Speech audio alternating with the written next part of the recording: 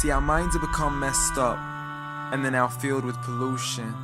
TV screens and magazines, we're beginning to look for a solution. Plastic surgery, diets and pills, but still not seeing any form of improvement. We've stacked up all these dollar bills, but still not sure what to do with them. We began to chase women and fornication to the point our girls don't even know whose baby she's carrying. We're so afraid of commitment, but have no problem with damaging. She has your kids now, but you're still not even contemplating the possibility of marrying. See, this is what happens when we neglected Allah's best examples. You called her Mary, we call her Maryam. A woman who was perfect since birth, the best to walk the skies and the best to walk the surfaces of earth. The most exalted of all women, that's why she was dedicated an entire chapter in the Holy Quran, the final revelation in which there'll be none after.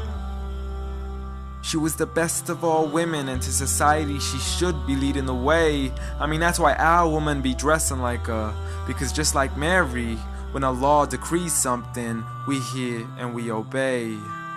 See, Mary used to cover up. Despite everything they used to say, she would hide in hibernation, and to Allah she would pray. And when she was visited by angels in the form of men, she said if you fear Allah, you would go away, because in the presence of men, she would not stay. But anyways, today we're taught to be against segregation before in support of all forms of liberation. To free yourself from the clothes that only lead to your degradation. Why do you gotta cover your face for? We gotta see your identification. But little do they know her identity's right there. A woman who fears Allah and commits to her religious obligations. See, I respect all women too, because that's what my religion teaches. To lower your gaze when you're walking, there's no need to check out every second woman's features. There's no need to even shake another woman's hand, because in reality, there's only one reason why a guy would be pleased to meet you.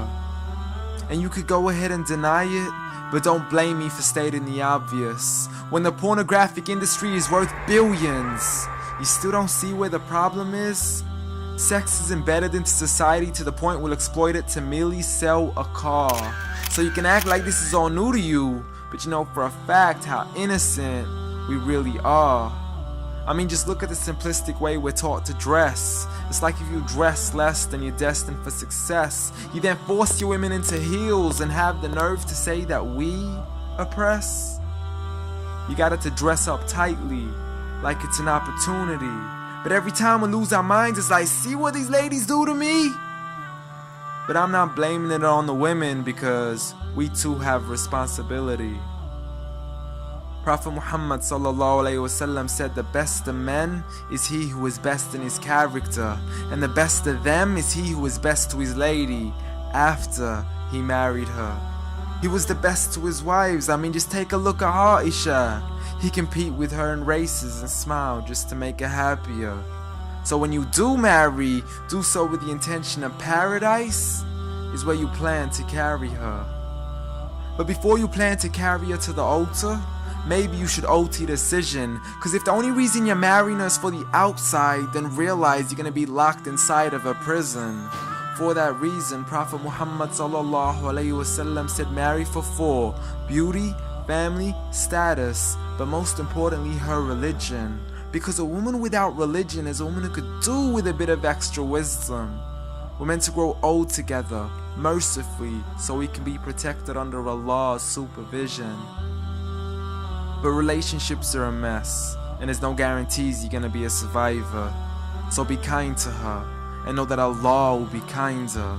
Be a man who stands in front, but also a man who can stand beside her. And if you're still looking for that good girl, don't go chasing after behind her. Rather search to find Allah first, for once you find Him, you're guaranteed to find her.